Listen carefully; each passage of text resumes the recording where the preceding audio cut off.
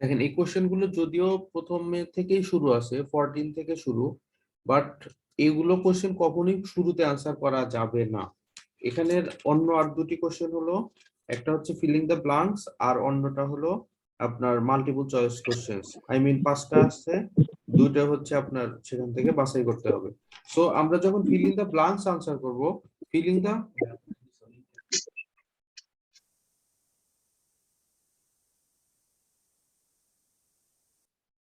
ওকে, so আমরা যেটা করব যে ফিলিং দ্য ব্লাঙ্কস আনসার করতে যে যখন যে প্যাসেজটা পাবো ওই প্যাসেজটা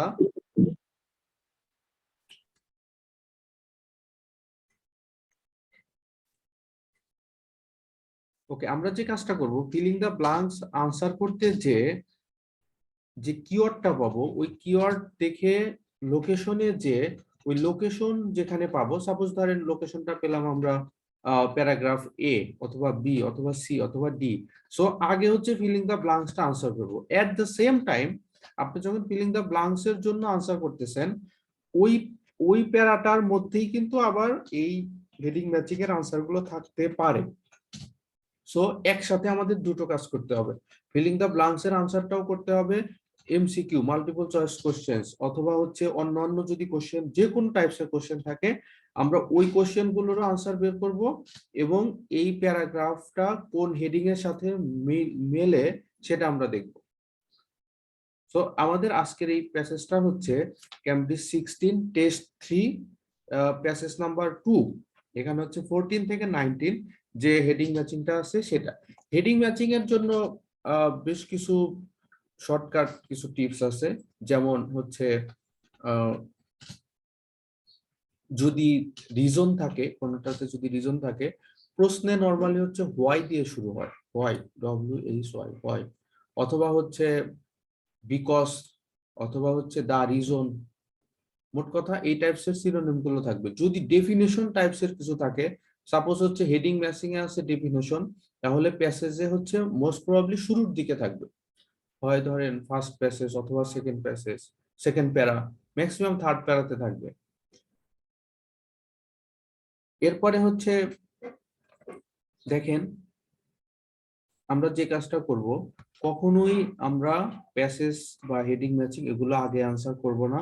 ফিলিং দা ব্লাঙ্কস বা অন্যান্য যেগুলো আছে ওগুলো আনসার করতে যে তখন এট দ্য সেম টাইম যেটা আমরা পড়তে যাব ওই প্যারাটা আমরা আবার পড়ব, পড়ে এখানে আমরা আনসার করব। আরেকটু আরো কিছু টিপস টিক্স আছে, যেটা হচ্ছে কারণ কিছু আছে অনেক বড়, অনেক বড় প্যারা থাকে। সো বড় প্যারা থেকে আনসার বের করাটা অনেক সময় পড়তে একটু টাইম লাগে বা একটু হার্ড হয়। সো আমরা কি করব, নরমালি যে ছোট প্যারাটা আছে প্রথমে তো আমরা ফিলিং দা ব্লাঙ্কস বা এমসিকিউ আনসার করতে যে যেটা পেলাম ওই প্যারাটা ডিরেক্ট পড়ে ফেললাম। এছাড়াও যদি বাকি থাকে যেগুলো, এগুলোর মধ্যে যে প্যারাটা একটু ছোট, কম্পারেটিভলি ছোট, সেটা থেকে আমরা আনসার করব, সেটা আমরা আগে পড়বো প্যারাটা, এরপর হচ্ছে আমরা মিলাবো যে এই হেডিং ম্যাচিং কোনটার সাথে মেলে। আরেকটা হচ্ছে টিপস, যেটা হচ্ছে এখান থেকে মানে কেটে দেওয়া পদ্ধতি বলে বা ইলিমিনেশন প্রসেস। লাইক হচ্ছে ধরেন আপনি এই প্যাসেজটা, এই প্যারাটা পড়লেন, প্যারাটা পড়ে আপনার কাছে মনে হচ্ছে যে এই 14 হতে পারে ধরেন, অথবা 15 হতে পারে, তাহলে এটা লিখে রাখেন এইস, এটাও লিখে রাখেন এইস। কিছু আছে একেবারেই কোনোভাবেই মিল হবে না, কোনোভাবেই এই লাইনটা এই লাইনের সাথে যায় না, সো ওইটা তো আর অপশনে আসার কোনো সম্ভাবনাই নেই। তো এটা আপনি ক্রস চিহ্ন দিয়ে দেন অথবা কোনো দাগই দিয়ে না, জাস্ট এইটা হচ্ছে এইস আর সি নাম্বার যে 16 নাম্বার এস। তাহলে প্রথমে আপনি দুইটা দাগ দিয়ে ফেলেন যে এই ওই দুইটা কোশ্চেনের জন্য আনসার হবে এইস। তারপরে হচ্ছে প্রথমবার যখন আপনার মনে হলো এইস হবে, তাহলে তারপরে আপনি দুটার মধ্যে কম্পেয়ার করেন, আর একটু ডিপলি পড়াশোনা করেন, আর একটু পড়াশোনার মধ্যে জাস্ট রিডিং পড়েন ডিপলি, যাতে দুটার মধ্যে কোনটা আনসার হয় আর একটু ডিপলি আপনার আনসার গুলো করা যায়। আরেকটাও যেটা নর্মালি বলা হয়ে থাকে যে ফার্স্ট সেন্টেন্সটা পড়বেন, ফার্স্ট সেন্টেন্সটা পড়বেন আর হচ্ছে লাস্ট সেন্টেন্সটা পড়বেন, মানে কিন্তু আমার মতে হচ্ছে এটা খুবই টাফ হয়ে যায়, কারণ অনেক সময় দেখা যায় যে ফার্স্ট সেন্টেন্সেও মেইন কথাটা থাকে, অথবা অনেক সময় দেখা যায় মাঝখানের দিকে মেইন কথাটা থাকে। আচ্ছা, একটা একটা জিনিসের হেডিং কিভাবে হয়, হেডিং মানে হচ্ছে একটা জিনিসের নাম নির্বাচন। যেমন ধরেন একটা বইয়ের নাম বা একটা সিনেমা, একটা মুভির নাম বা যে কোনো জিনিসের একটা নাম। নাম হচ্ছে এমন একটা জিনিস যে ওটা দেখেই বোঝা যাবে যে পুরো প্যারাটা কিসের উপর রচিত, কিসের উপর কথা বলা হচ্ছে। হ্যাঁ, এখন সেটা হতে পারে যে আপনার ধরেন সেটা বলা হচ্ছে একটা আহ, একটা সমুদ্রের কোনো একটা সময়ের যে ব্যাপার থাকতে পারে, কিন্তু সেখানে আরো অতিরিক্ত একটা দুটা শব্দ বা একটা দুটা ঘটনা থাকতে পারে, আসতেই পারে। কিন্তু নামটা কিভাবে নির্ধারণ হয়? নামটা এইভাবে নির্ধারণ হয় যে পুরো প্যারা বা পুরো প্যাসেজ, যে জিনিসটা নিয়ে কথা বলা হচ্ছে, জিস্ট বা সারমর্ম, যেটা যেই নামটা দেখলেই বোঝা যায় যে পুরো কথাটা বা পুরো বই, পুরো সিনেমাটা এটা নিয়েই হবে। তাহলে দেখেন আমরা যেটা করব, এই এখন এই একটা প্যারা করব, ছোট ছোট দেখে যে প্যারাটা সেটা করব, পরে আমরা মিলাবো এই পাঁচটার সাথে কোনটা মিলে। এইচ নাম্বারটা সবাই একটু পড়েন তো কাইন্ডলি, মনে মনে বা আস্তে।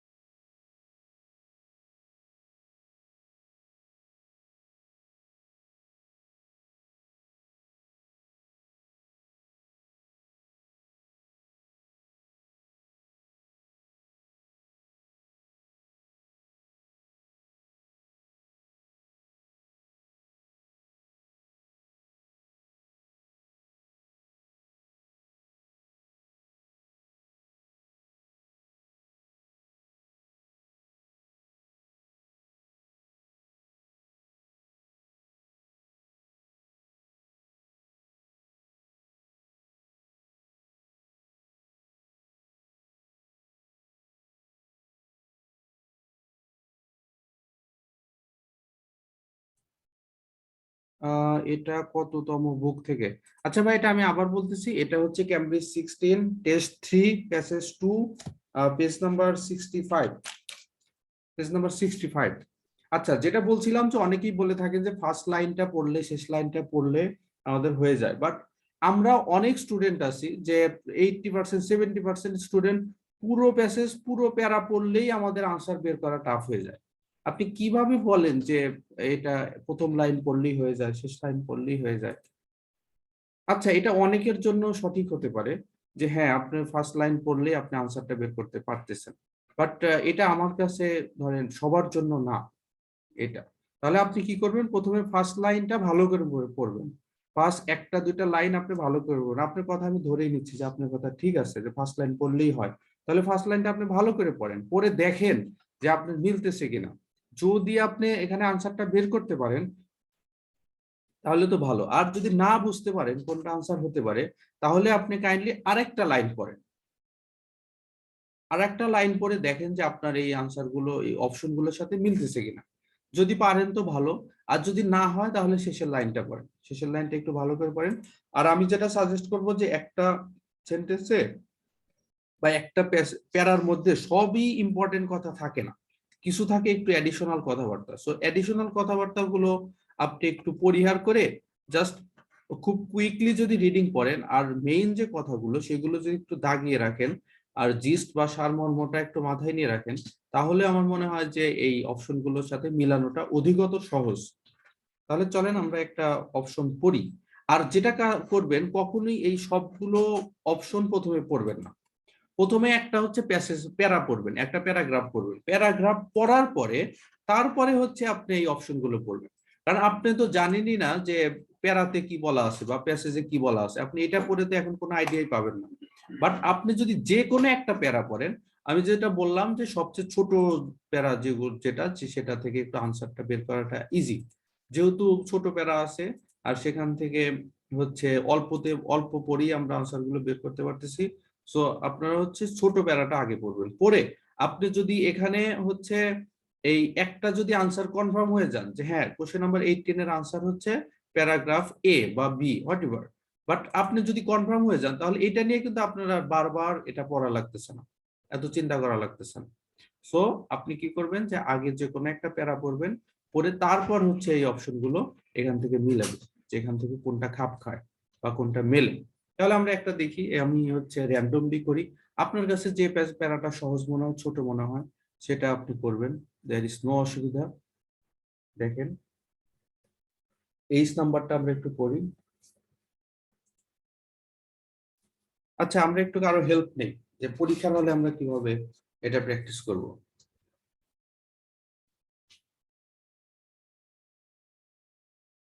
হাসিফ মাহতাব ভাই,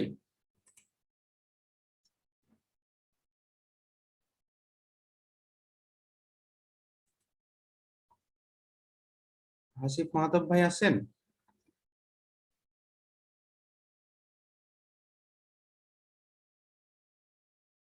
আচ্ছা হিমিকা আপু আছেন? জি ভাইয়া। আচ্ছা আপু, আমি মানে মানে যেটা বলতেছিলাম যে হেডিং ম্যাচিং এর জন্য প্রথমে আমরা হচ্ছে একটা যে কোনো একটা প্যারাগ্রাফ করব, প্যারাগ্রাফ পড়ার পরে তারপর হচ্ছে এই অপশনগুলো মিলাবো।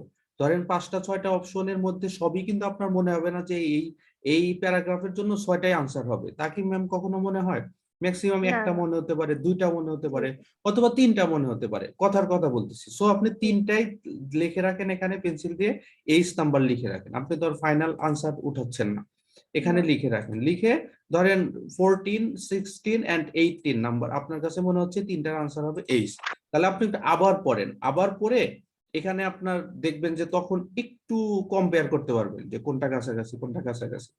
লিস্ট আপনি যদি দুইটাও বের করতে পারেন তাও আপনার আনসার হওয়ার সম্ভাবনা 50-50, ইজন্ট ইট ম্যাম? তাহলে ম্যাম জি এই যে ধরেন এই যে এইচ নাম্বার, এটা একটু কাইন্ডলি পড়েন ম্যাম এখান থেকে।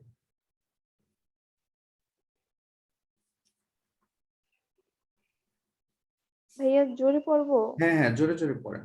আর হচ্ছে অল্প অল্প করে ভেঙে ভেঙে পড়বেন যাতে করে হচ্ছে মিনিংটা আপনি বুঝতে পারেন, ঠিক আছে? আচ্ছা আচ্ছা। Norway's mountains are probably still hiding a lot of history and prehistory in remote ice patches. When Barrett's team looked at the dates for their sample of 153 artifacts, they noticed ma'am a প্রথম gap লাইনটা পড়ে কি বুঝতে পারছেন? যে নরওয়ের পর্বতগুলো এখনো আসলে অনেক ইতিহাস লুকোনো আছে।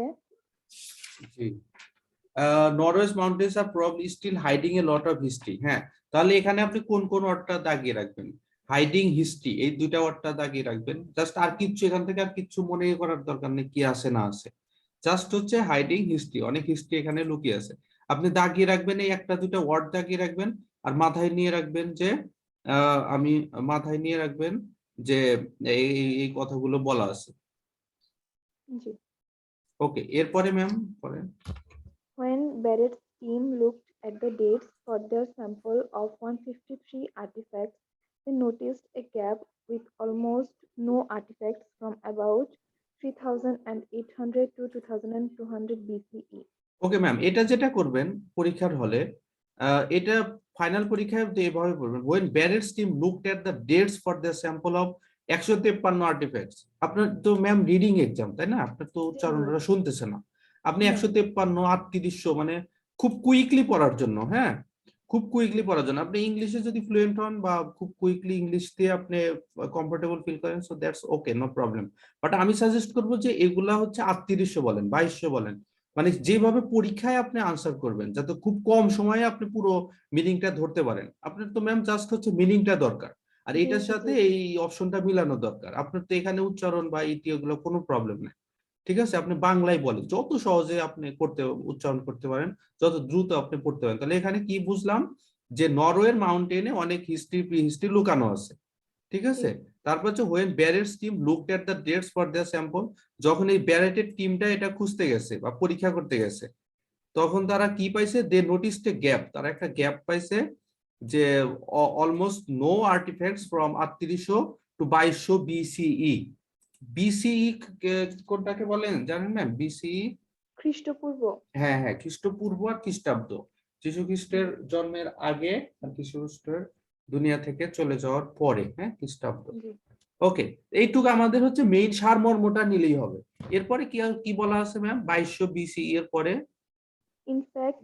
In fact, archaeological finds from that period are rare all over Norway.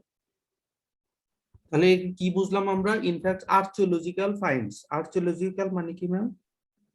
Archaeological, হ্যাঁ, প্রত্নতত্ত্ববিদ, হ্যাঁ, যে ধরেন যারা অনেক বছরের পুরানো ইতিহাস খুঁজে বেড়ায়, বা ওই যে ধরেন যারা ইতিহাস বিভিন্ন ধরেন অতীতের, ধরেন এই যে বগুড়াতে মাটির নিচে অনেক কলস বা স্বর্ণের খনি টনি পাওয়া গেছে। মোট কথা হচ্ছে পুরনো ইতিহাস নিয়ে চর্চা করা, পুরনো কিছুকে এই করে আর্কিওলজিস্ট, এদের কাজ প্রত্নতত্ত্ববিদ, সেই হচ্ছে আর্কিওলজিক্যাল। ঠিক আছে ম্যাম? জি। আর হচ্ছে এটা যদি ধরেন নাও, আমি যদি অর্থ নাও জানি, কোনো সুবিধা নাই, জাস্ট হচ্ছে কেউ একটা খোঁজে, এটা ধরে নিলেই হবে, কেউ একটা খুঁজে পাইছে। ওকে ম্যাম, এটা আপনার নট নেসেসারি যে এটা আপনার অর্থ লাগবেই।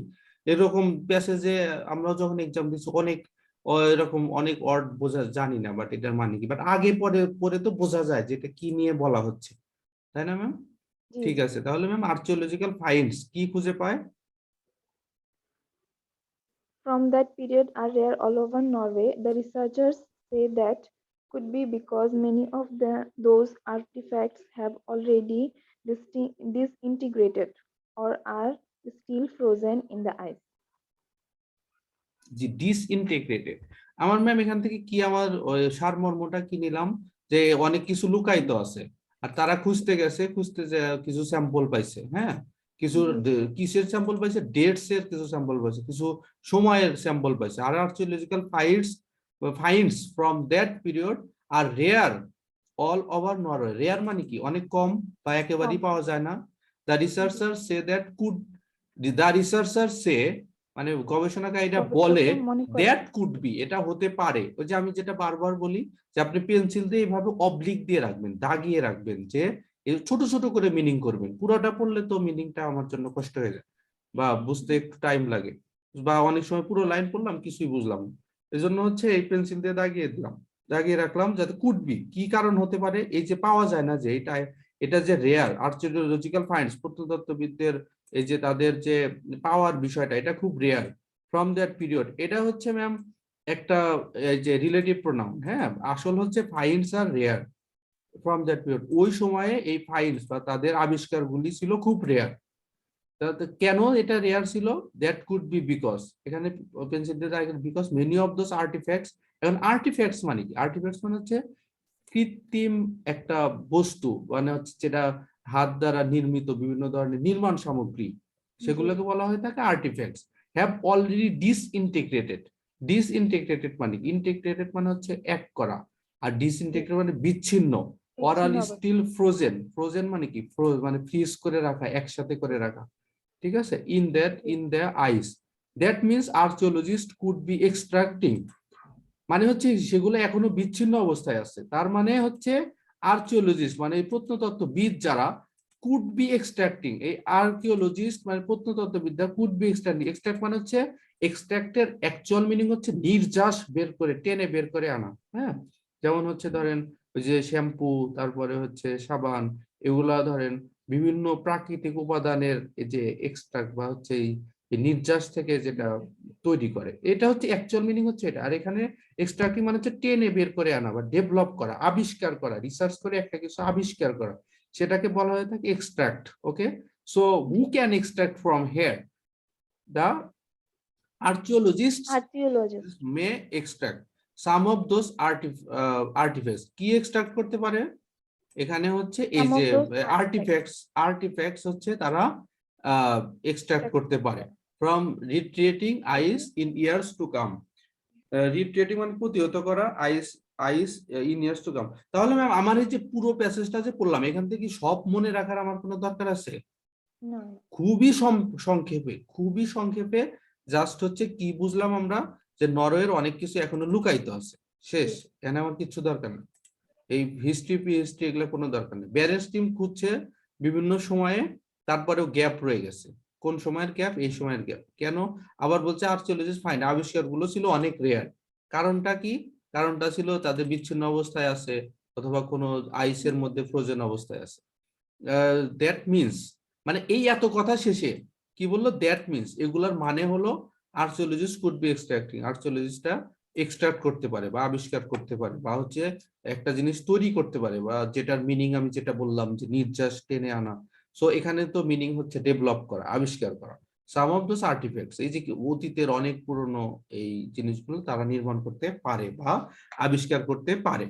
ওকে, তাহলে ম্যাম দেখেন, অ্যান এক্সপ্লানেশন ফর ওয়েপন্স। এতক্ষণ আমরা যেটা পড়লাম, আমরা সব অস্ত্রের ঘটনা পড়লাম না এখানে? জি। কোন অস্ত্রের না, ঘটনাটা পড়ছি না? এতক্ষণ তো অস্ত্রের ঘটনা পড়ি নাই। তাহলে তো পর্বতের, যেহেতু আমরা নরওয়ের অস্ত্রের পর্বতের ঘটনা কথা। পড়ি নাই, তাহলে কি আমরা এখানে কি অবশ্যই এই 14 নাম্বারটা তো অবশ্যই হবে, তাই না ম্যাম? না, 14 নম্বর হবে না। আচ্ছা, আমি একটু এ ধরনের বলি যাতে সবাই একটু ক্লাসে ইয়া হন আর কি, কনসেন্ট্রেশনটা থাকে। ওকে, তাহলে ম্যাম দেখেন, এ reference to the physical difficulties involved in archaeological expedition. Expedition মানে পরীক্ষা। ওকে, আর্কিওলজিক্যাল পরীক্ষার ক্ষেত্রে ধরেন এই যে অনেক ঠান্ডা শীতল হিমবাহ, এর জন্য আমাদের ওখানে যেতে প্রবলেম হয় বা মানুষ কাজ করতে পারেনি। এখানে তো ম্যাম পুরোটাই হচ্ছে ফিজিক্যাল ডিফিকাল্টিস নিয়ে বলা আছে, তাই না ম্যাম? জি জি। কার কার কোন ফিজিক্যাল ডিফিকাল্টিস নিয়ে বলা আছে? না, এইচ প্যাসেজে তো ফিজিক্যাল ডিফিকাল্টিস এর কথা বলা নাই, কিন্তু 15 নম্বর না ম্যাম, এই যে কোশ্চেনটাতে ফিজিক্যাল ডিফিকাল্টিস এর জি কথা জি বলা ম্যাম, আছে। 15 নম্বরে আছে, বাট এতক্ষণ আমরা যে প্যারাটা পড়লাম না না, এখানে এতক্ষণ এখানে যে কি আছে? পড়ছি সেটার মধ্যে ছিল না। ওকে ওকে ম্যাম, তাহলে হচ্ছে an explanation of less food may have been available. কেন কম খাবার সেখানে পর্যাপ্ত পরিমাণে রয়েছে? এই খাবার নিয়ে তো সব কথা বলা আছে না ম্যাম? না না, খাবার নিয়ে। আচ্ছা, a reference to the possibility of future archaeological discoveries. Possibility future archaeological discoveries, এই ধরনের কিছু কি বলা আছে? এটা হয়তো হইতে পারে। কেন হতে পারে ম্যাম এটা? কারণ শেষের কারণ লাইনটা দেখেন, that means archaeologist could be মানে কি? পসিবিলিটি। হ্যাঁ, আর possibility. Extracting is the synonym of developing develop. Or here discoveries. জি দেখেন, আমরা বইয়ে যে যে কাজটা করছি, এটা আমার নিজের লেখা, যে প্রশ্ন কি বলে আর প্যাসেজ কি বলে। ঠিক আছে, দেখেন আমাদের বইয়ে দেখে থাকবেন যে আমরা যে কাজটা করেছি, একটা টেবিল বানাইছি, টেবিল বানায় এখানে প্রশ্ন কি বলে আর প্যাসেজ কি বলে এরকম করে একটা হচ্ছে আপনার ইয়া আছে, দেখাচ্ছি। দেখেন, এখানে হচ্ছে প্যাসেজ কি বলে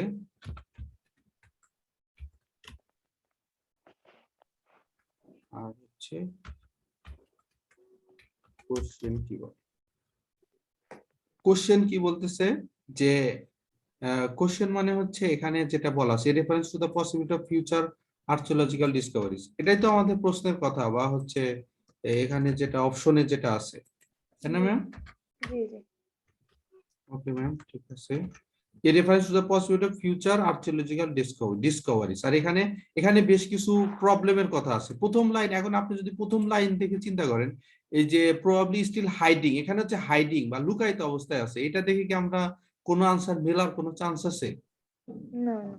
প্রথমে হচ্ছে হাইডিং অবস্থায় আছে, পরে বলছে যে এই এক্সট্রাক্ট, পরে কিছু প্রবলেমের কথা বলছে, লাস্টে বলছে যে আর্কিওলজিস্ট প্রত্নতত্ত্ববিদ যারা, তারা একটা জিনিস খুঁজে বের করতে পারে, ওই যে দোজ আর্টিফ্যাক্টস, ওই ধরনের এই কৃত্রিম বস্তুগুলো খুঁজে বের করে আনতে খুঁজে বের পারে। করতে পারে। So here here could be means possibility, could be means possibility, possibility. extracting means discoveries. Okay, what kinds of discoveries? Those artifacts artificial. might be discovered, okay, from deleting ice in years to come.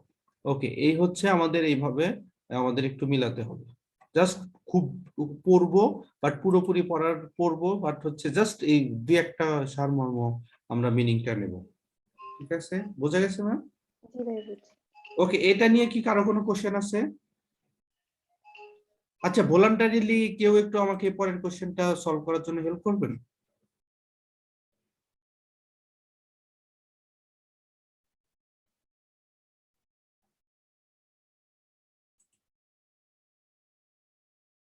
ওকে, মোহাম্মদ ফয়সাল ভাই, ঠিক আছে।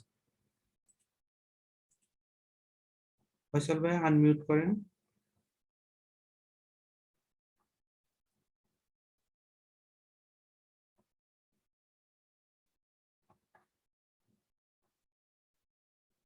ফয়সাল ভাই unmute করেন আপনি।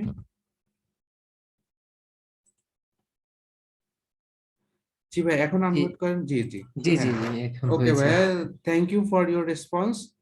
Please try for paragraph number G. Okay, many of the artifact bear streams recovered date from the beginning of the Viking Age. হ্যাঁ Okay, এখানে বলছে অনেকগুলো এরকম আর্টিফেক্টস আছে যেগুলো কিনা ব্যারেট টিম হচ্ছে যে রিকভার করতে চেয়েছে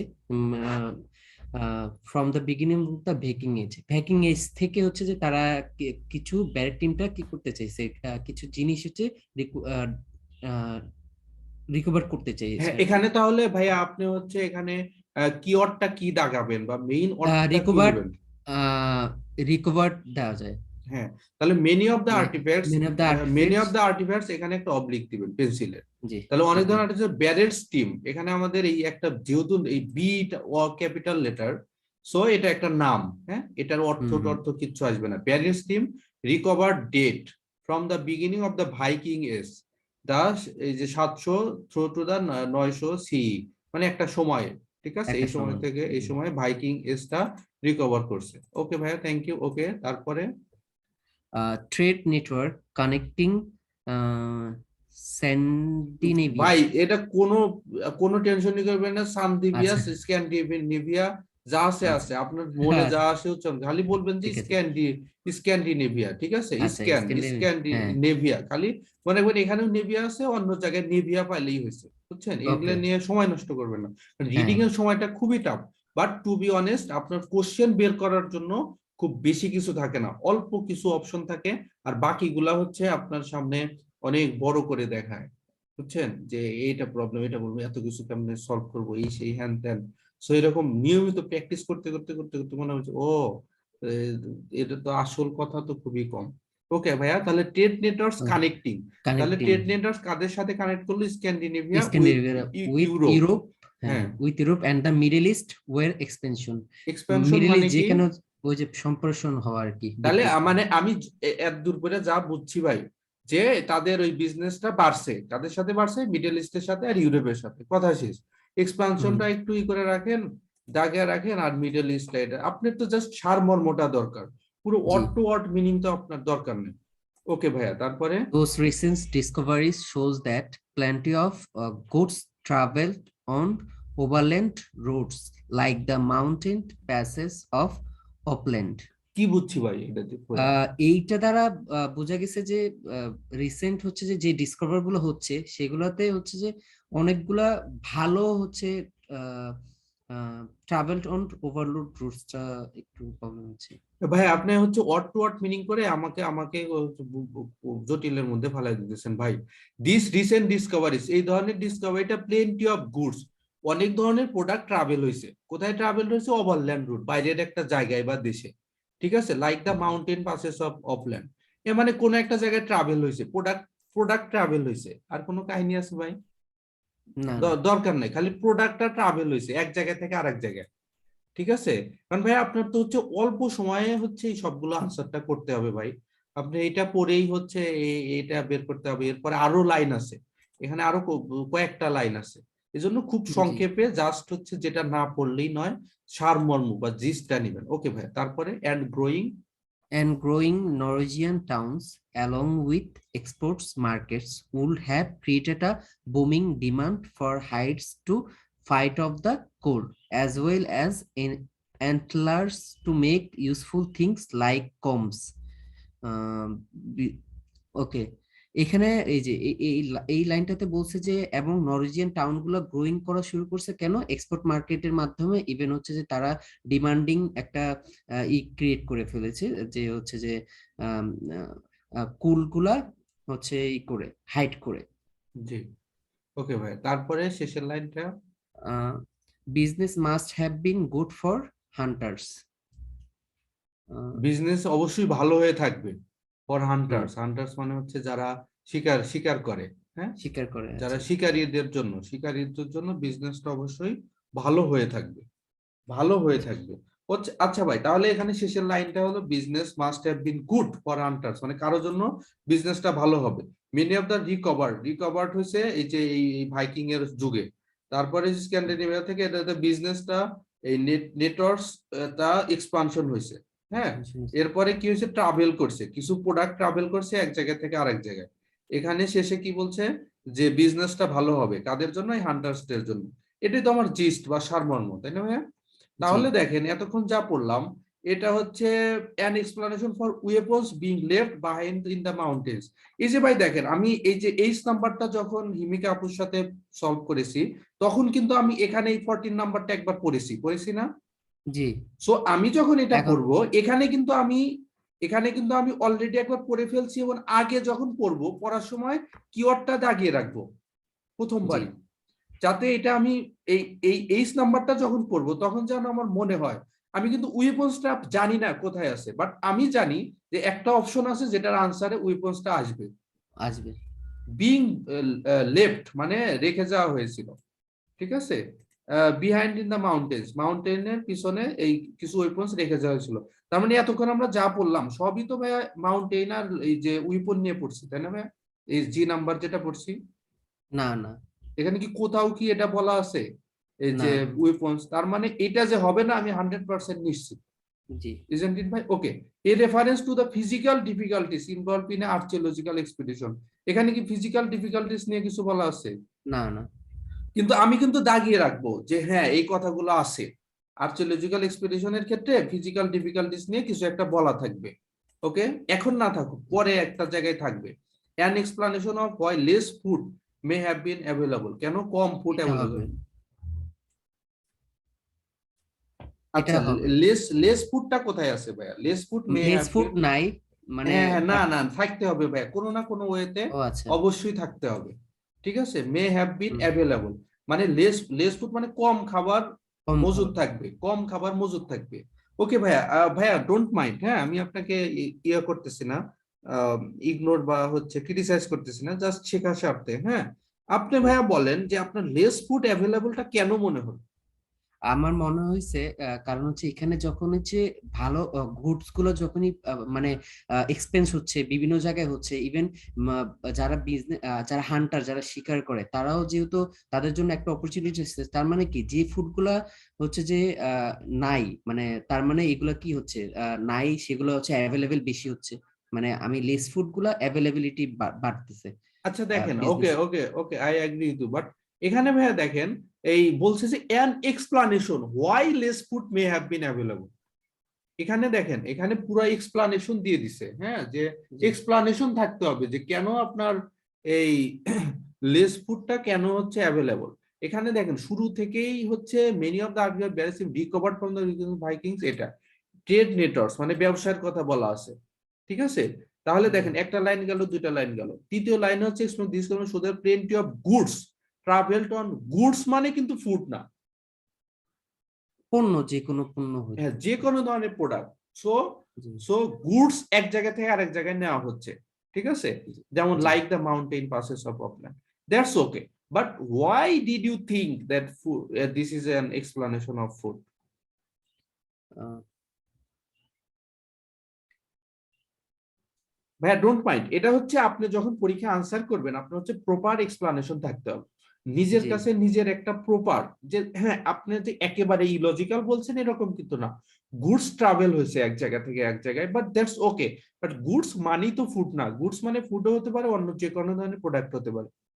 আপনি যে একেবারে ইলজিক্যাল তা না, বাট আপনার নিজের কাছে নিজের প্রপার এক্সপ্লানেশনটা থাকতে হবে, ঠিক আছে। তাহলে আপনি ওকে। পরীক্ষার হলেই বুঝবেন যে আমার এক্সামটা ভালো হয়েছে।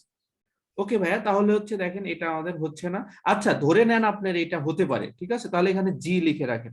তারপরে যে আরেকটা মনে হবে যে এটাও আনসার হতে পারে, তখন দুইটার মধ্যে কম্পেয়ার করবেন। এখন ধরেন 16 নাম্বারটা আপনার মনে হচ্ছে আনসার, তাহলে আপনি জি লিখে রাখেন। 16-এ সবাই জি লিখে রাখেন। এরপরে আমরা তো এটা তো দেখেন এখানে কি পসিবিলিটি অফ ফিউচার আর্চিওলজিক্যাল ডিসকভারিজ সম্পর্কে কিছু বলা আছে। না। এখানে দেখেন আমরা অনেক সময় এটা এই হেডিং ম্যাচিং যে কারণে ভুল হয়, মনে হয় যে আরে ভাই আমি তো 17-এর আনসার দিয়েই দিছি, যে এইচ বা বি বা যেটা একটা দিয়ে দিছি 17-এর আনসার, তার মানে এটার আনসার হবে না। এই যে আমি একটা সিওরিটি দিলাম, বাট আমারটা যে এটা হয়েছে তার গ্যারান্টি কি? এই জন্য দেখা যায় এই 17টাও ভুল, আবার যেটা মনে হচ্ছিল হবে হবে ভাব ওইটাও ভুল। এজন্য যেটা করতে হবে প্রথম দিকে, আপনি যদি একটু এক্সপার্ট হন তাহলে তো সমস্যা নাই, কিন্তু প্রথম দিকে আপনাকে যেটা করতে হবে এইটা আবার পড়তে হবে। আর্কিওলজিক্যাল ডিসকভারি 17-এর যেটা, এটা আবার পড়তে হবে, যেন হচ্ছে এটা মিল পান যে এটা আসলে আমার আগেরটা হয়েছিল কিনা। ওকে ভাইয়া, তাহলে 18 নাম্বারটা পড়েন। Examples of item that would have been traded. Examples কিছু এটা কিছু হ্যাঁ আইটেম যেগুলো ট্রেড করা যেতে পারে, হ্যাঁ ব্যবসা করা যেতে পারে। এটা হ্যাঁ এটা হ্যাঁ কি এটাই। হইতে পারে? কেন কেন হ্যাঁ আপনার হ্যাঁ কাছে কারণ মনে হয়েছে? এই যে এটা মনে হয়েছে এটার জন্যই যে যখনই আমরা হচ্ছে যে প্রোডাক্ট গুলো হচ্ছে যে কি করতেছে একটা জায়গা থেকে আরেক জায়গায় হচ্ছে যে বাণিজ্যিক প্রসার করেছি, ইভেন দা হান্টাররা হচ্ছে যে তাদের বিজনেসের জন্য এটা একটা ভালো পজিটিভ দিক, business must be good for hunters. Exactly that's exactly, দেখেন শুরু থেকে এই এখানেও বলা আছে যে এই যে মিডল ইস্টের ওয়ার মিডল ইস্ট। এক্সপানশন, এখানে একবার জি এক্সপানশনের কথা বলা আছে, শেষে আবার জি বলা আছে business must have been good, এখানে গুড ভালো হবে এটা বলা আছে। জি আবার হচ্ছে এখানে growing north towns along the export markets would have জি created booming demand. Booming demand মানে কি? বুমিং মানে বর্ধিষ্ণু, মানে কঠিন বাংলা কয়ে ফেলেছি, এটা সবাই অবশ্যই জানেন। বুমিং মানে হচ্ছে বাড়তি, যেটা হচ্ছে বাড়তেছে, ঠিক আছে, জি বাড়তি। সো দেখেন এই সবগুলোর জন্যই হচ্ছে এই আপনার হচ্ছে এই expansion that have been traded, examples of items that have been trade, মানে ব্যবসা করা যাইতে পারে, যেহেতু বুমিং ডিমান্ড হচ্ছে তার মানে কি এটা হচ্ছে বিজনেসটা ভালো হবে। আর শেষে জি। বলেই দিছে যে have been good for hunters. Okay, তাহলে যারা তো ভাই ওই যে ওইটাই প্রথম আমরা একটা যদি সম্ভব হয় আমরা সেটা লিখে রাখবো, দিস ইজ হ্যাঁ দ্য হ্যাঁ হ্যাঁ ফাইনাল। হ্যাঁ, ওকে ওকে। আপনার তারপর হচ্ছে এটা এটা এই যে লেস ফুডটা মনে জি হয়েছে না যে জি নাম্বার, জি যে এটা এটার আনসার জি, আপনি লিখে রাখেন কোনো সুবিধা নাই, তাহলে হচ্ছে আপনার জন্য ভালো। জি লিস্ট এখন তো আপনার 50-50 চান্স যে জি 16 হবে না 18 হবে। জি আপনার তো 30-30-30-6-70 চান্স না, আপনার এখন 50-50 চান্স, হয় হচ্ছে 16 হবে না হয় 18 হবে, একটু এটা জি কমে গেল। আর এটাকে বলে হচ্ছে এই যে ইলিমিনেশন প্রসেস, যেখানে ধরেন 6টা আছে 4টা তো লিস্ট বাদ দিতে পারছেন, আপনি তো জি 4টার জন্য তো শিওর, তাই না? ওকে, এইভাবে যদি আপনি একটু প্র্যাকটিস করেন বাসায় এবং পরীক্ষার হলে যদি এইভাবে করেন, তাহলে কি টাইম কি মেকআপ দেওয়া সম্ভব? আহ, এক হ্যাঁ ঘন্টার যদি মধ্যে ওই কি? যে যদি হচ্ছে যে আমি এইভাবে লিখে রাখি, মেবি ইটস কজ তখন হচ্ছে যে আমি মিলাইতে পারবো। আমি যেরকম যদি 16তে জি দিয়ে রাখি, 18তে দেখেন আমি যখন 18তে আসছি আমি কিন্তু ওভার শিওর হয়েছি, দিটস মাই অ্যান্সার। হ্যাঁ আহ, ইয়া এক্স্যাক্টলি। এরকমই যদি হয় তখন দেখা গেছে যে আমি পরেরটা পড়বো কিন্তু আমি ওইভাবে ওইটাতে টাইম লস্ট করব না। আহ, ওকে ওকে, ইয়েস ভাই, থ্যাংক ইউ সো মাচ। এরপরে আমাকে একটু কি হেল্প করবেন আরেকটা আনসার সলভ করার জন্য? থ্যাংক ইউ ভাইয়া। এনিওয়ান? ওকে, জাবের হোসেন ভাই বলছেন next one I want to do. Okay ভাইয়া, জাবের ভাই আপনি কাইন্ডলি একটু ই করেন, আনমিউট করেন।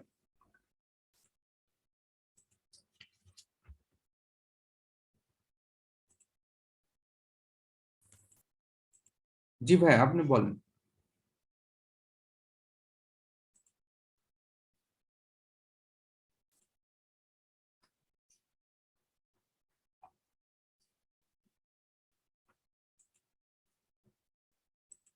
জাবের ভাইয়া কাইন্ডলি আপনি একটু বলেন।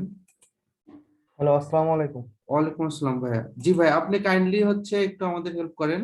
যে এই ডি নাম্বারটা একটু আপনি পড়েন, এই যে ডি নাম্বারটা এট দ্য এজেস অফ। এখানে at the edge of the contracting ice patches, archaeologists found more than 2000 artifacts which Hmm. form a material record that ran 4000 BCE to the beginnings of the Renaissance in the 14th century. Many of the artifacts are associated with hunting. Hunters would have easily misplaced arrows, and they often discarded broken bows rather than take them all the way home. Other items could have been used by hunters traversing the high mountain passes of uplands. ভাইয়া মানে আপনি ধরেন যা ধরেন এতক্ষণ পড়ে এটা কি বুঝছেন বা এটা অর্থটা কি পাইছেন? At the edge of the contracting হ্যাঁ ice হ্যাঁ patches, এই জন্য ভাইয়া ভাইয়া ডোন্ট মাইন্ড, হ্যাঁ হ্যাঁ, এটার জন্য আপনাকে যেটা করতে হবে এইভাবে শুধু পড়া যাবে না, পড়লে হুম, এখানে আবার নতুন করে পড়তে হবে। আপনি এক লাইনটাই দরকার হলে প্রথমেই দুইবার পড়তেন, ঠিক আছে? এই মানে পরীক্ষার এক্সাম অ্যাপ্রোচ বলতেছি। দরকার হলে আপনি প্রথম লাইনটাই দুইবার পড়েন, বাট মিনিংটা একটু বুঝে রাখেন, কিওয়ার্ডটা দাগিয়ে রাখেন, আর প্রথম সেন্টেন্স থেকেই সারমর্ম বা জিসটা এখান থেকে বের করে রাখেন, ঠিক আছে? At the edge of the contracting ice pieces, এখন প্যাস ট্যাস আমি জানি না, মিনিং অর্থ আমি জানি না, কথার কথা। হ্যাঁ, ধরেন ফাইনাল পরীক্ষাতে এই ধরনের কিছু আনসার হতে পারে, যে প্রশ্ন ওয়ার্ড আসতে পারে যেটা আমি অ্যাকচুয়ালি জানি না। তাহলে হচ্ছে archaeologist found more than 2000 artifacts which formed a material record, মানে আর্কিওলজিস্টরা তারা 2000 আর্টিফ্যাক্টস এটা পেয়েছিল। তাহলে এটা তো বুঝছি, তাই না ভাইয়া? জি, আমার হচ্ছে আর্কিওলজিস্টরা হচ্ছে এটা পেয়েছিল। মেহেদী হাসান ভাই আপনি ডাকটা কেন দিলেন? ওকে, 2000 আর্টিফ্যাক্টস তারা পেয়েছিল। Okay, which formed a material record that ran from 4000 BC to the beginnings of Renaissance in the 14th century. তাহলে এই যে 2000 আর্কিওলজিস্টরা যে 2000 আর্টিফ্যাক্টস পেয়েছিল, প্রত্নতত্ত্ব তারা পেয়েছিল, এটা হচ্ছে একটা রেকর্ড। এইটুকুই, এর বেশি এত কখন পাইছিল কি পাইছিল এটা আমার এত মাথায় রাখার দরকার নেই, খালি দাগিয়ে রাখেন। হ্যাঁ, এভাবে ছোট্ট করে পেন্সিল দিয়ে আস্তে করে দাগিয়ে রাখবেন, আর কিচ্ছু না। তারপরে ভাইয়া এইটুক পরে কি বুঝছেন, অল্প অল্প করে পড়বেন। মেনি অফ দ্য আর্টিফ্যাক্টস একটা পেন্সিল দিয়ে দাগ দিবেন, আর অ্যাসোসিয়েট উইথ হান্টিং, মানে অনেক ধরনের যেগুলো এই যে 2000 যেটা পাইছিল ভাইয়া, এই সবগুলো কথা কিন্তু একটা আরেকটার সাথে হ্যাঁ, লিঙ্ক থাকে। ওকে, এই যে এখানে বললো যে 2000টা আর্টিফ্যাক্টস তারা পেয়েছিল, পরে আবার বলছে মেনি অফ দ্য আর্টিফ্যাক্টস, তার মানে এই মেনি অফ দ্য আর্টিফ্যাক্টস মানে ওই 2000টা যারা পেয়েছিল। আর অ্যাসোসিয়েটেড উইথ হান্টিং, এই আর্টিফ্যাক্টস বা হচ্ছে প্রত্নবস্তু, যেটা হচ্ছে অনেক আগের একটা বস্তু পেয়েছিল, সেগুলো কিসের সাথে জড়িত? হান্টিং এর সাথে বা হচ্ছে শিকার করার সাথে জড়িত। তাহলে হচ্ছে এই যে হান্টিং আর অ্যাসোসিয়েট, এই দুইটা ওয়ার্ড দাগ দেব, জাস্ট দুইটা ওয়ার্ড দাগ দেব। তারপর হচ্ছে হান্টার্স, হান্টার্স মানে শিকারীরা, would have easily misplaced, misplaced মানে, মিসপ্লেসড মানে কি, মানে এক জায়গা থেকে আরেক জায়গায় হচ্ছে ইয়ে করা বা হচ্ছে মানে স্থাপন করতে ব্যর্থ হওয়া, ঠিক আছে? এরো, এরো মানে কি, এরো মানে ধনুক। রং জায়গায় and they often discarded broken bows, হ্যাঁ, এরো মানে তীর, বো মানে হচ্ছে এরো, বো মানে তীর ধনুক, ঠিক আছে? rather than take them at the way home, নির্দিষ্ট জায়গার পরিবর্তে তারা মিসপ্লেস করেছিল, মিসপ্লেস করেছিল মানে সঠিক জায়গায় তারা ইয়া করতে পারে না, মানে এই তাদের ইটা ফিক্সড হয়নি, প্লেস করতে পারিনি। হ্যাঁ প্লেসটা ফিক্সড হয়নি। Okay, other items could have been used by hunters traversing the high mountain passes of upland. All purpose items like tools, skies, horse pack.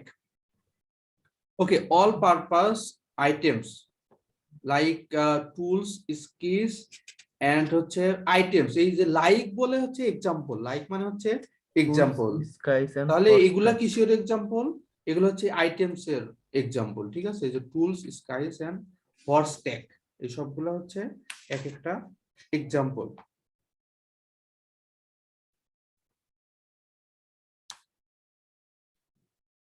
তাহলে দেখেন এখানে তারা কি করেছিল, এই যে many of the artifacts are hunting, hunters would have easily misplace করেছে, arrow এবং তীরটা মিসপ্লেস করেছে, rather than take them all the way home, মানে সেগুলো সঠিক, take them all the way. সেটা আমার টেক দেম নেট মানে কি? অনেক নেওয়া। ডাউন হয়ে টেক যেতেছে তো টেক দেম মানে কি? নেওয়া, তাই না? নেওয়া। অল দা ওয়ে হোম মানে টেক দেম অল, সবকিছুকে নিয়ে যাওয়া, দা হুম, ওয়ে হোম ওয়ে হোম। মানে তাদের বাড়িতে নিয়ে যাওয়ার পরিবর্তে সবগুলা কি করেছিল? মিসপ্লেস করেছিল। ঠিক আছে, হ্যাঁ মিসপ্লেস করেছিল। রেদার দেন মানে হচ্ছে বরং, রেদার দেন হচ্ছে বরং কি, যে বাড়িতে নেওয়ার পরিবর্তে তারা মিসপ্লেস করেছিল। এই সঠিক মিনিং আমরা মানে সঠিক বলতে ইজি মিনিং যেটা আপনার আসে, একদম word to word proper meaning লাগবে এরকম না ব্যাপারটা। ঠিক আছে ভাইয়া, ওয়ার্ড টু ওয়ার্ড মিনিং লাগবে এরকম না, জাস্ট ইজি মিনিং, সংক্ষেপে যেটা হ্যাঁ বোঝা যায়। মোট কথা হচ্ছে এটা বাড়িতে নেওয়ার পরিবর্তে তারা মিসপ্লেস করেছিল। আদার items could have been used, অন্য কিছু আইটেমসও ব্যবহার করা হতে পারে বাই হান্টার্স এর দ্বারা। ঠিক হ্যাঁ আছে। জি traversing the high mountain passes of Oppland, মানে এই যে অফ অপল্যান্ড, এখানে হচ্ছে অফ অপল্যান্ড, এই যে যখন দেখবেন যে এখানে অ্যাপোস্ট্রফি থাকে তারপরে এই প্রথমটার বর্ণনা হচ্ছে এই পরেরটা, যখন এই ধরনের আপনার এই যে কোলন থাকে।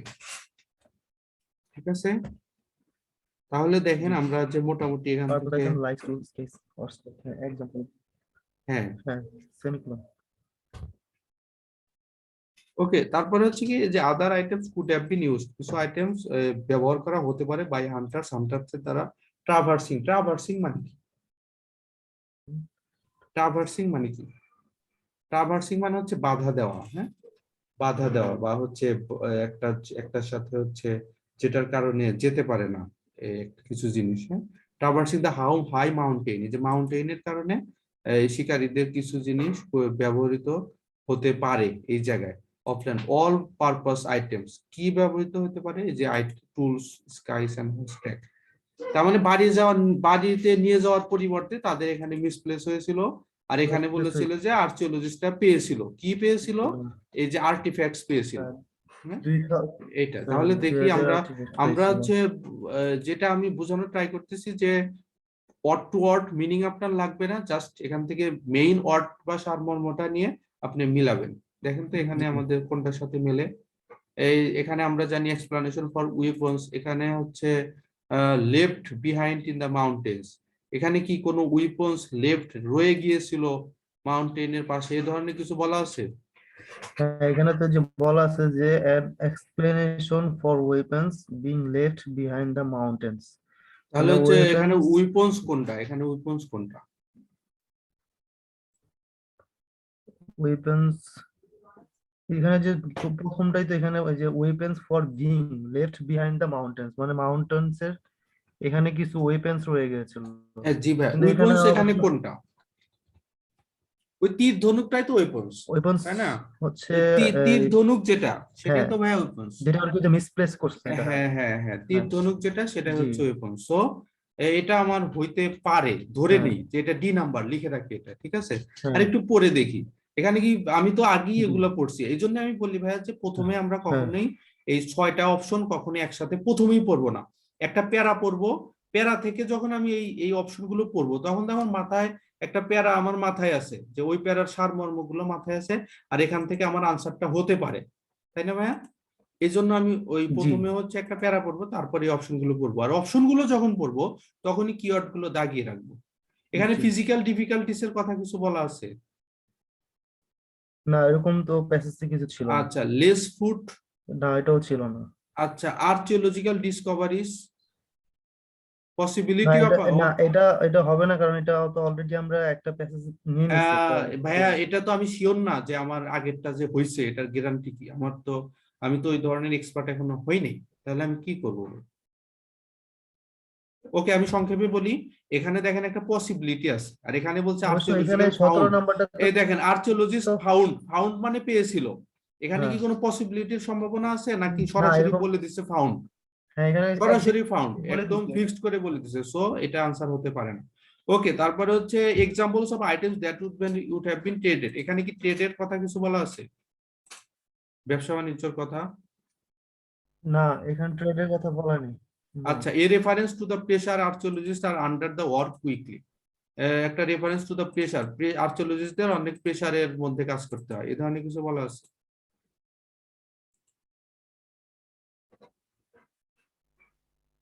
আর্কিওলজিস্টদের অনেক টাইম প্রেসার বা অনেক কুইকলি কাজ করতে হয়, এই ধরনের কি কিছু বলা আছে?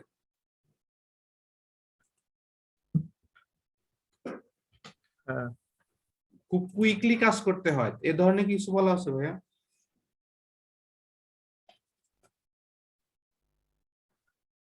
না, এরকম উইকলি তো কোথাও আচ্ছা, বলা নাই। কুইকলি কোথাও বলা নাই, বাট আমরা ভাইয়া একটু পরে দেখবো, ঠিক আছে? যদিও আমরা এই যে 14টাই শিওর যেটার আনসার হবে ডি, তারপরেও পরবর্তীতে আমরা পরে দেখবো, ঠিক আছে ভাইয়া? জি। তাহলে আমরা হচ্ছে আমাদের এই ভুলের সম্ভাবনা কমে যাবে। আর এটা কখনোই করব না যে ধরেন 17-এ তো আমার আগের আনসার হয়ে গেছে, এখন আমার এটা দরকার নেই, বাট আমি তো ধরেন শিওর না যে আমার আগেরটা ভুল হলো কিনা। এরকম আমি যখন শুরুতে প্র্যাকটিস করি, এরকম প্রায়ই দেখেছি যে আমার এটা ভুল গেছে তো গেছেই, আর একটার জন্য আরো 2-3টা ভুলকে টানছে, কারণ আমি ধরে নিছি যে ওইটা তো আমার একটা আনসার তো হয়েই গেছে, সো এটা তো সম্ভব না। ওকে ভাইয়া? জি ভাইয়া। ওকে, জি ঠিক আছে তাহলে এরপরে। ওকে, থ্যাংক ইউ ভাইয়া, আপনাকে অসংখ্য ধন্যবাদ, আপনি আমাদেরকে হেল্প জি, করলেন। আপনাকেও ধন্যবাদ। আসসালামু ওকে ভাইয়া, আলাইকুম। ওয়ালাইকুম আসসালাম। ওকে ভাইয়া, এরপরে আমাদেরকে হেল্প করবেন, একটু আমাদের সাথে কথা বলবেন।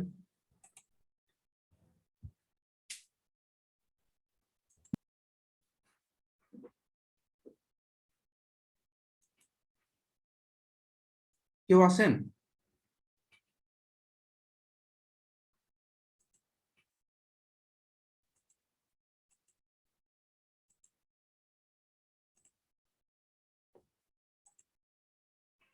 ওকে আক্তার ভাইয়া, থ্যাংক ইউ। ওকে ভাইয়া, ঠিক আছে, আপনি কাইন্ডলি আনমিউট করেন।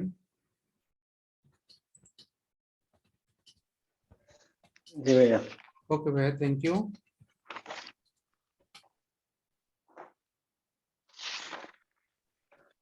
ওকে ভাই, আপনি কাইন্ডলি যে সি নাম্বার প্যাসেজটা একটু পড়েন, সি নাম্বার, হ্যাঁ প্যারা, সি নাম্বার প্যারাটা একটু পড়েন।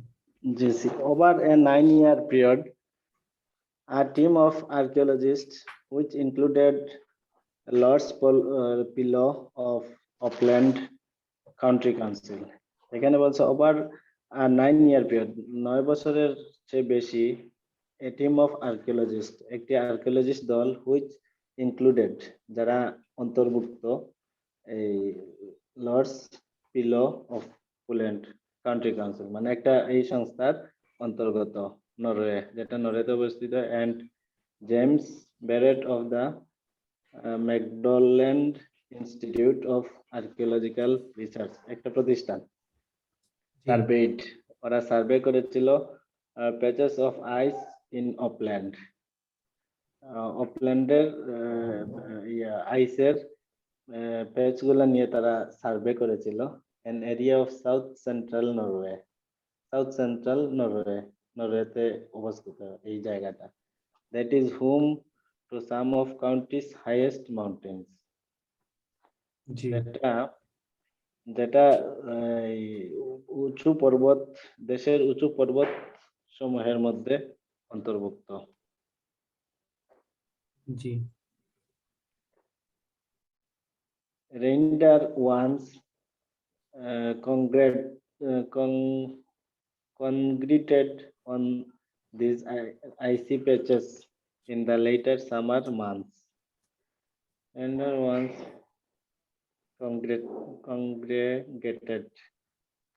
congregated on these icy patches in the later summer months to escape beating insects. এখানে ভাইয়া বলতেছে যে ইনসেক্টস মানে পোকামাকড়, পোকামাকড়, পোকামাকড় বিটিং মানে হত্যা করার ব্যাপারে কিছু বলতেছে। আচ্ছা, ওকে, তারপরে and from the late stone age, মানে স্টোন এজের পর থেকে, জি হান্টার্স ফলোড, শিকারীরা ফলো করেছিল। ইন এডিশন, আরো বলতেছে আরো কিছু trade roads threaded through the mountain passes of Oppland, মানে ট্রেড রোডস, ব্যবসার যে রুটগুলা, এই রুটগুলা বলতেছে থ্রেটেড, মানে হুমকির সম্মুখীন হয়েছিল through the mountain passes of Oppland. Okay অপল্যান্ডের যে পর্বতগুলা অতিক্রম করতে তারা হুমকির সম্মুখীন হয়েছিল।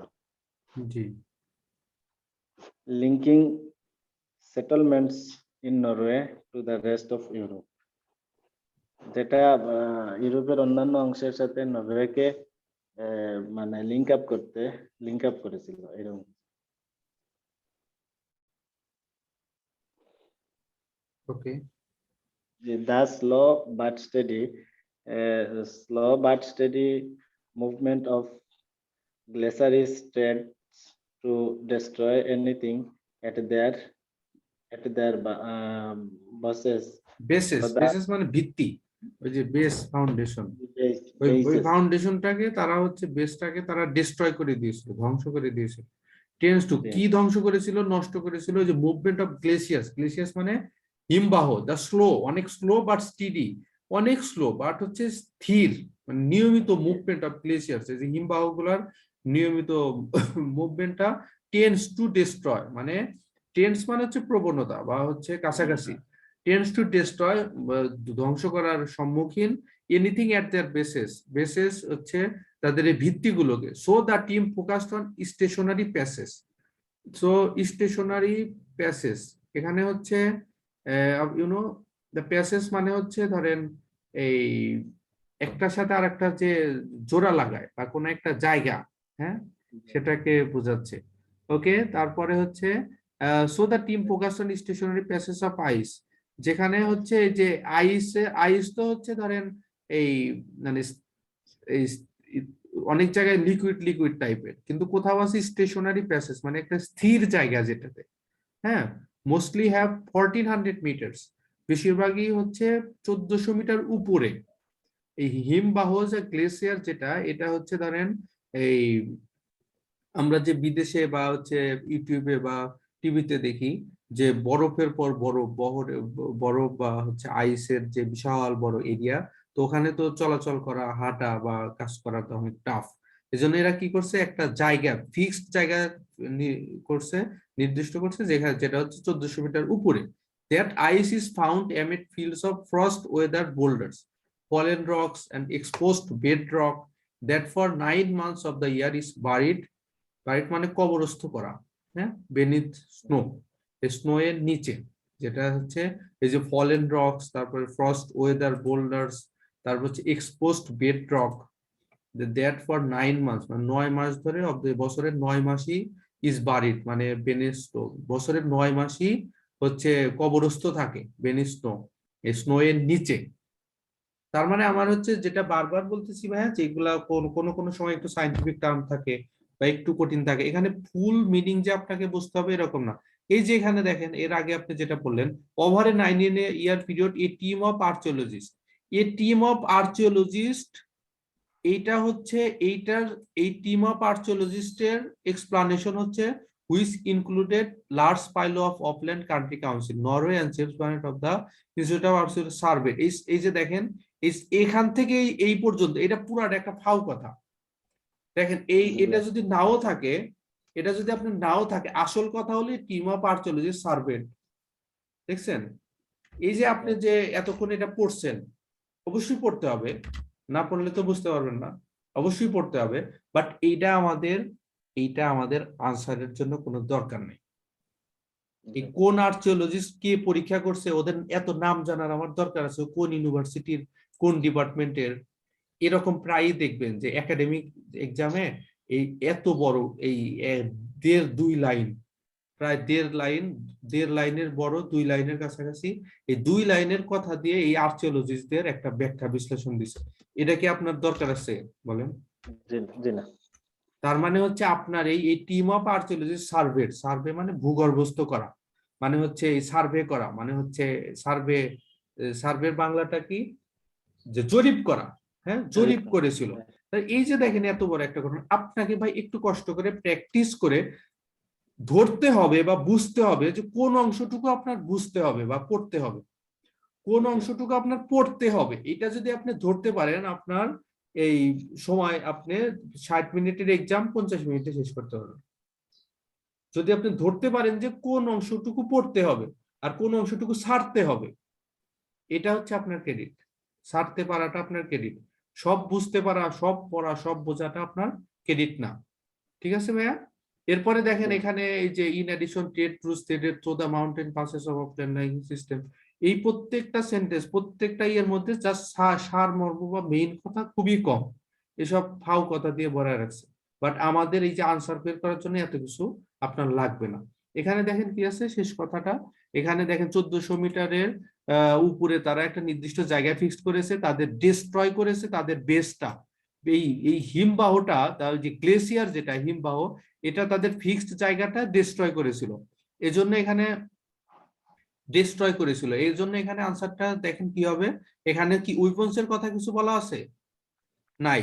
এখানে আরেকটু পরে দেখেন field work is hard work hiking all our equipment. Field work is hard work মানে ফিল্ড ওয়ার্কটা অনেক কঠিন কাজ, যেটা হচ্ছে হাইকিং অল আওয়ার ইকুইপমেন্ট, সব ইকুইপমেন্টের কথা বলা আছে। অফেন ক্যাম্পিং অন অপেরামোস বাট ভেরি রিওয়ার্ডিং, অনেক কঠিন বাট অনেক রিওয়ার্ডিং ব্যাপারটা। You are rescuing the archaeology, bringing the melting ice to wider attention, discovering a unique environment history, discover করতেছেন, অনেক রিওয়ার্ড পাচ্ছেন, বাট কাজটা অনেক কঠিন। এই যে হার্ড ওয়ার্ক, আর এখানে পুরোটাই কঠিন, এখানে যে কাজটা যে অনেক কঠিন। 1400 মিটার এটা হচ্ছে উপরে তারা একটা নির্দিষ্ট জায়গা স্থাপন করে, এরপর হচ্ছে fallen rocks, expose bedrock, এ কত কিছু ঝামেলা দিয়ে ভরা। এতটুকু তো আমরা বুঝতে পারছি, তাই না ভাইয়া? তার মানে হচ্ছে এখানে দেখেন এই এখানে আমরা যেটা পড়লাম, এই উইপন্সের কথা তো নাই, লেস ফুডের কথাও নাই, আর্টিকেল ডিসকভারির কথাও নাই, ট্রেডের কথাও নাই, এই আন্ডার দ্য ওয়ার্ক কুইকলি অনেক দ্রুত কাজ করতে হয় এরকমও নাই। তার মানে আমাদের আনসারটা কি হবে, এই যে এ reference to the physical difficulties, difficulties মানে হচ্ছে হার্ড ওয়ার্ক, ইজন্ট ইট ভাইয়া? ডিফিকাল্টিস মানে হার্ড ওয়ার্ক। এরপর রিওয়ার্ডিং মানে হচ্ছে অনেক অনেক মানে প্রশংসার যোগ্য, বাট এটা কাজটা করাটা অনেক কঠিন। এরপর হচ্ছে ডিসকভারিং, এরপরে 40 মিটার উপরে, কত ঝামেলার কথা বলে রাখছে। সো 15 এর আনসার হবে হচ্ছে সি নাম্বার অপশন। ওকে ভাইয়া?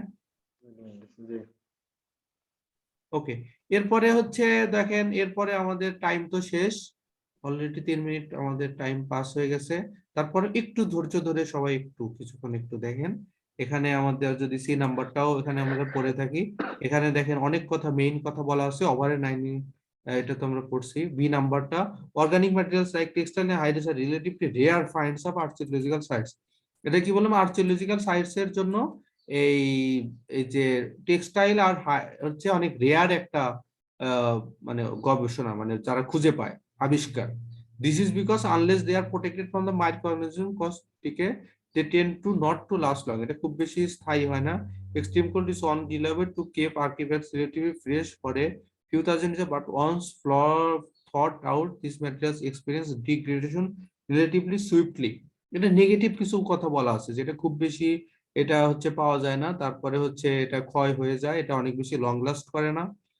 তারপরে উইথ ক্লাইমেট চেঞ্জ সিঙ্ক মানে হচ্ছে সংকুচিত হওয়া, ice cover around the world, glaciers are need to raise the clock to find race the clock. ওই যে একটা টাইমের কথা বলা ছিল না এক জায়গায়, যে অনেক কুইকলি কাজ করতে হয়।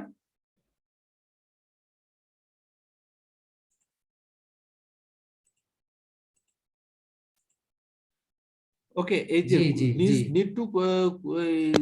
Need to raise the clock মানে হচ্ছে, আমার তো মাথায় আছে যে এই ধরনের একটা কথা পড়েছিলাম, কারণ এই যে 4টা 5টা সলভ করলাম, এই সবগুলো তো আমরা পড়ছি, এইটা তো বারবার পড়েছি আমি। সো আমি জানি যে এটা এখানে এই আর্কিওলজিক্যাল সাইটের জন্য এই টেক্সটাইল এটা খুব রেয়ার একটা ফাইন্ডস মানে আবিষ্কার। কেন? তাদেরকে হচ্ছে খুব দ্রুত রেজ দ্য ক্লোক, খুব দ্রুত কাজ করতে হয়। If something fragile dries and is wind blown, it might soon be lost to science, or an arrow might be exposed and then cover taken by the next snow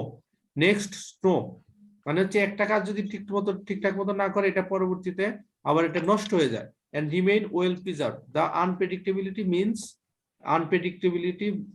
predictable মানে হচ্ছে যেটা দিয়ে হচ্ছে আন্দাজ করা যায়, প্রেডিক্ট মানে হচ্ছে ভবিষ্যৎবাণী। হ্যাঁ, the glacial archaeologists have to be systematic in their approach to field work. কারণ তাদেরকে সিস্টেমেটিক হইতে হবে। হ্যাঁ, তার কারণ হচ্ছে তারা আদারওয়াইজ তারা রাইট টাইমে এটা ফিক্স করতে পারবে না। সো যেহেতু এখানে হচ্ছে need to raise the clock আছে, আর এখানে পুরোটা নেগেটিভ কথাবার্তা আছে, সো এই রেজ দ্য ক্লক মানে হচ্ছে আন্ডার দ্য ওয়ার্ক কুইকলি, এই আনসারটা হবে। ওকে, এই হচ্ছে আমাদের এই যে 9-10 এর আনসার হচ্ছে বি। আর হচ্ছে আমাদের একটা আনসার মনে হয় বাকি থাকলো, ওটা একটু কুইকলি পড়ে দিচ্ছি। What was surprising to Barrett was the timing of this period. এই টাইমের টাইমিংটা uplands mountains present daunting terrain.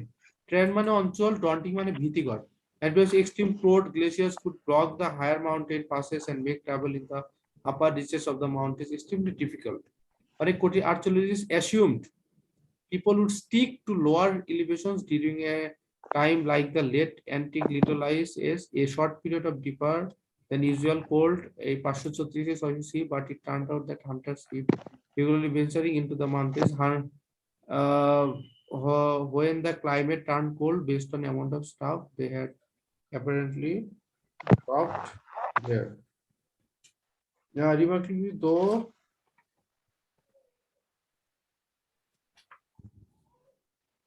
the finds from the ice may have been continued through this period, perhaps suggesting the importance of mounting supplement failing agriculture habits in terms of low temperatures, a colder turn in Scandinavia that would likely have meant widespread crop failures. Widespread crop failures. So more people would have depended on hunting to make up those losses. যেহেতু crop failure করে, শস্য ঠিক মতো হয় না, so বেশিরভাগ মানুষকে হান্টিং এর উপর ডিপেন্ড করতে হয় to make up those losses. এই যে এই ক্রপ ফেলার লসটা মেক আপ করার জন্য তাদেরকে হান্টিং করতে হয়। আর হান্টিংটা কেন করে? এটা হচ্ছে যেহেতু তাদের ক্রপটা ফেলার হয়, মানে শস্যের পরিমাণটা কমে যায়। আর হচ্ছে শস্যের পরিমাণটা কেন কমে যায়? কারণ এই যে কোল্ডার টার্ন, শীত, এই সমস্ত কারণে এটা তাদের ক্রপটা ফেলার হয়। তাহলে ক্রপ ফেলার is the synonym of less food, isn't it? So এই জন্য হচ্ছে আমাদের এটা আনসার হবে হচ্ছে 16 এই যে লেস ফুড।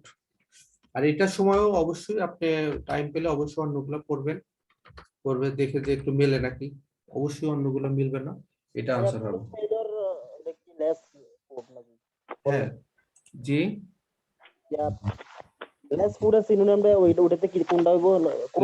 লেস ফুড মানে হচ্ছে আপনার এই যে ক্রপ ফেলার।